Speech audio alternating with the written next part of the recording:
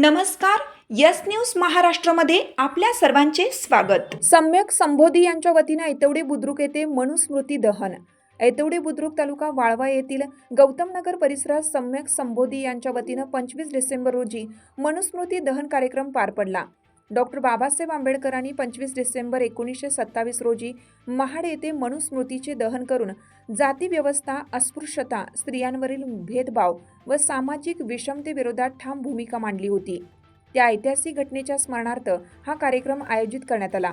मनुस्मृतीतील अन्यायकारक व विषमतेला खतपाणी घालणाऱ्या तरतुदी, समता, स्वातंत्र्य आणि बंधुत्वाच्या मूल्यांना विरोध असल्याचे डॉक्टर बाबासाहेब आंबेडकरांनी स्पष्ट केलं होतं. समाजातील विषमता नष्ट करून समताधिष्ठित समाज निर्मितीचा संदेश देण्यासाठी त्यांनी मनुस्मृती दहन केलं होतं. त्या घटनेच्या स्मरणार्थ दरवर्षी 25 डिसेंबर रोजी मनुस्मृती दहन दिन साजरा केला जातो.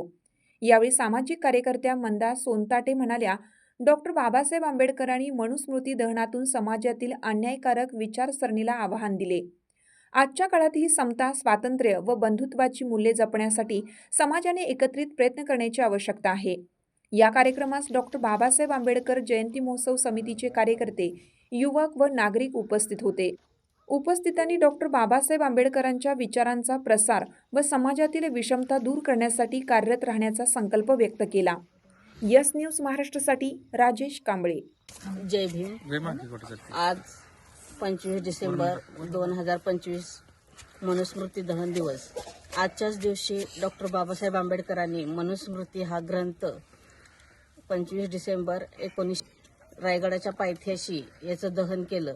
याचं दहन ह्याच्यासाठी केलं की याच्यात लिहिलेल्या ज्या मनुस्मृतीमध्ये जे लिहिलेल्या त्रुटी होत्या त्या आमच्यासारख्या म्हणजे दलित लोकांसाठी इतक्या हीन प्रवृत्तीच्या होत्या की त्या मोडून काढून संविधान देण्यासाठी त्यांनी मनुस्मृतीचं दहन केलं.